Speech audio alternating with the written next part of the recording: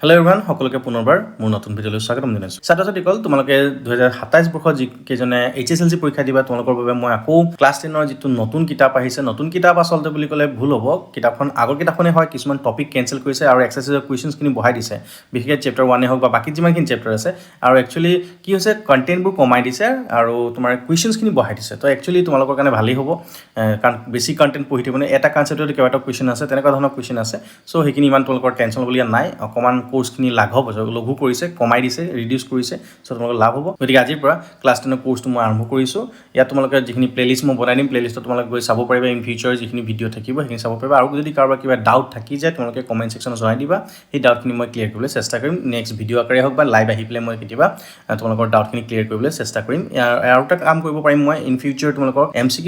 যিখিনি থাকিব আহিবলগীয়া তোমালোকে নিশ্চয় গম পাব 45 MCQs আৰু 45 ছাবজেক্টিভ কুৱেশ্যন আহে নহয় জানো চ' সেই 45 MCQs কেনেকৈ তোমালোকে এটেম্প কৰিবা কি লেভেলত আহিব পাৰে আজিকালি কম্পিটিটিভ লেভেলটো বেছি হৈ গৈছে না হাই হৈ গৈছে চ' সেইখিনি কেনেধৰণে তোমালোকে কম্পিট কৰিব পাৰিবা সেইখিনি আমি অকণমান প্ৰেক্টিছ কৰিম লাইভ আহি পেলাই মই তোমালোকক দেখুৱাম চ' তোমালোকে কুৱেশ্যন আনচাৰ কৰিব পাৰিবা তো সেইখিনি আমি কৰিম আৰু আজিৰ ভিডিঅ'ত আমি আৰম্ভ কৰিছোঁ ৰিয়েল নাম্বাৰ্ছ বা বাস্তৱ সংখ্যাৰ ওপৰত আগতো বাস্তৱ সংখ্যা আছিলে আগত আমাৰ ইউক্লিড ডিভিজন লেমা যিটো আছিলে এইটো বিভাজন পৰিমেয়িকা আছিলে তাৰপিছত একেবাৰে শেষৰ যিটো পাৰ্ট এই দুটা পাৰ্ট আমাৰ কাটি পেলাইছে মানে আমাৰ ষ্টাৰ্ট কৰিছে চেপ্টাৰটো পাটিগণিতৰ মৌলিক উপপাদ্যৰ পৰা মানে ফাণ্ডামেণ্টেল থিয়ৰম অফ এৰিথমেটিকৰ পৰা ইয়াত দুটা এক্সাৰচাইজ আছে বহুত বেছি দীঘলীয়া নহয় গতিকে আহা দেৰি নকৰি ভিডিঅ'টো আৰম্ভ কৰোঁ ছাত্ৰসকল পাটিগণিতৰ মৌলিক উপপাদ্য যিটো ফাৰ্ষ্ট টপিক আছে সেই টপিকটো কি দি আছে চাবা তোমালোকে যিটো ফাণ্ডামেণ্টেল থিয়ৰম অফ এৰিথমেটিক আছে প্ৰত্যেক যৌগিক সংখ্যাকে মৌলিকৰ গুণফল হিচাপে প্ৰকাশ কৰিব পাৰি বা উৎপাদকক প্ৰকাশ কৰিব পাৰি আৰু এই মৌলিক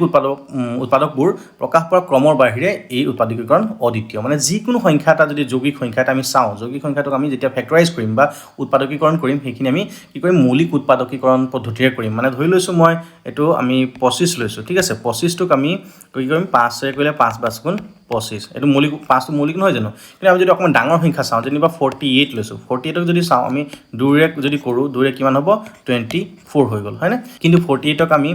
4 কৰিব পাৰিম 4 কৰিলে কিমান হ'ব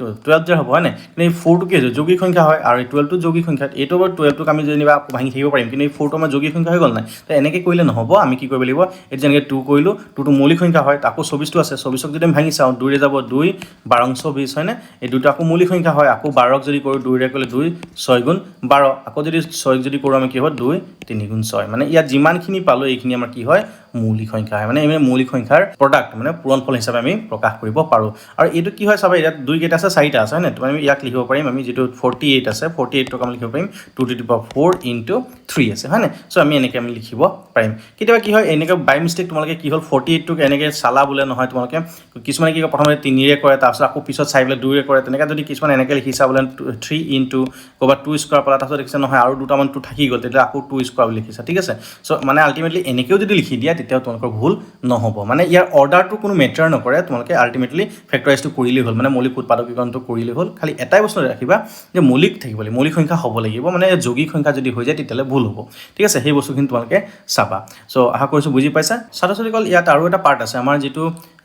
লসাগু আৰু গসাগু আগতে পাইছে LCM আৰু HCF আমি পাইছিলোঁ LCM আৰু HCF যিখিনি উলিয়াইছিলোঁ তাৰ এটা ৰিলেশ্যনশ্বিপ আছে ৰিলেশ্যনশ্বিপ কিছুমান আছে দুটা নাম্বাৰ যদি আমি লসাগু আৰু গসাগু উলিয়াওঁ চ' এই ৰিলেশ্যনটো খুব ইম্পৰ্টেণ্ট এই যে যিকোনো দুটা সংখ্যা যদি আমি থাকে A আৰু B এই দুটা কি হ'ব লাগিব অখণ্ড সংখ্যা হ'ব লাগিব যদি অখণ্ড সংখ্যা হয় তেতিয়াহ'লে এই দুটাৰ সংখ্যাটা লসাগু আৰু যদি গসাগুটো আমি পূৰণ কৰোঁ তেতিয়াহ'লে কি হ'ব ইয়াৰ যি দুটা সংখ্যা দিয়া থাকিব সেই দুটা সংখ্যাৰ পূৰণফলৰ সমান হ'ব তো এইটো খুব ইম্পৰ্টেণ্ট হয় এইটো তোমালোকৰ আহি থাকিব কুৱেশ্যন চ' এইটো তোমালোকে ভালদৰে মনত ৰাখিবা এই ইয়াত দুটা টপিকেই আছে আমাৰ যিটো ফাৰ্ষ্ট এক্সাৰচাইজ আছে তাৰ ৰিলেভেণ্ট এই দুটা টপিকেই আছে এই দুটা টপিকৰ ওপৰতে তোমালোকে গোটেই কুৱেশ্যনছখিনি আমি কৰিব লাগিব ঠিক আছে ইমান টান নহয় তোমালোকে টেনশ্যন ল'ব নালাগে চ' আহা আমি যিখিনি কুৱেশ্যন আছে এক্সাৰচাইজ আমি সেইখিনি অকণমান ডিছকাছ কৰোঁ চ' ফাৰ্ষ্ট কুৱেশ্যন কি দি আছে প্ৰতিটো সংখ্যা কুৱেশ্যন নম্বৰ 1 এক্সাৰচাইজ 1.1 কি দি আছে প্ৰতিটো সংখ্যাকে ইয়াৰ মৌলিক উৎপাদকবোৰৰ গুণফল হিচাপে প্ৰকাশ কৰা এটা একেবাৰে ইজি হয় প্ৰথমটো আছে 140 আছে হয় নে 140ক প্ৰথমতে কি কৰিবা তোমালোকে 2ৰে কৰিবা ষ্টাৰ্ট তোমালোকে 2ৰে কৰিবা 3ৰে কৰিলে আকৌ কেতিয়াবা খেলিমেলি হ'ব পাৰে প্ৰথম 2ৰে চাই ল'ব যদি 2ৰে নাযায় তেতিয়া 3ৰে কৰিবা তাৰপিছত নহ'লে 5ৰে কৰিবা তেনেকৈ নহ'লে 7ৰে কৰিবা তেনেকৈ কৰিবা প্ৰথম 2ৰে কৰিলে কি হ'ব 2ৰে এইটো 70 হ'ব 2 7 গুণ 14 আৰু এইটো শূন্য থাকিব আকৌ 70ক আমি কৰিব পাৰিম 2ৰে 2 35 হৈ যাব মানে আকৌ 35ক যদি কৰোঁ 2ৰেতো নাযাব 3ৰে নাযায় কিহে যাব 5ৰে যাব 5 7 গুণ 35 ঠিক আছে মানে 140ক আমি যদি চাওঁ 140ক আমি লিখিব পাৰিম 2 দুটা আছে মানে 2 স্কোৱাৰ ইনটু 5 কেইটা আছে এটা আছে আৰু 7 এটা আছে মানে এনেকৈ আমি লিখিব পাৰিম মৌলিক উৎপাদকবোৰৰ গুণফল হিচাপে আমি 140ক এনেকৈ আমি লিখিব পাৰিম ঠিক আছে আশা কৰোঁ বুজি পাইছে এতিয়া আৰু এটা তোমালোক কৰি দেখাই দিছোঁ যিটো আছে 156 ঠিক আছে 156ক যদি চাওঁ শেষৰ অংকটো আমাৰ কি আছে 6 আছে মানে 2ৰে যাব 2ৰে কৰিলে কি হ'ব 2ৰে 2 7 গুণ 14 এক থাকিব 16 2 8 গুণ 16 ঠিক আছে আকৌ যদি 78 8 আছে আকৌ 2 ৰে যাব 2 ৰে গ'লে কি হ'ব 2 3 গুণ 6 1 গুণ 18 2 9 গুণ 18 এটা 39 আছে 9 আছে ইউনিট প্লেসটো মানে এককৰ ঘৰত কি আছে 9 আছে সো 2 ৰে না যাব তো 3 ৰে যাব 3 ৰে কৰিলে কি হ'ব 3 গুণ 3 3 3 গুণ 9 মানে 13 আৰু 13 তো আমি জানো যে এইটো এটা মৌলিক সংখ্যা তো আৰু না যায় তো গতিকে আমি 156 ক যদি আমি লিখিবলৈ যাওঁ কি হ'ব 2 কেটা আছে দুটা আছে 2 স্কয়াৰ লিখিম আৰু 3 এটা আছে 3 টু পাৱাৰ 1 লিখিম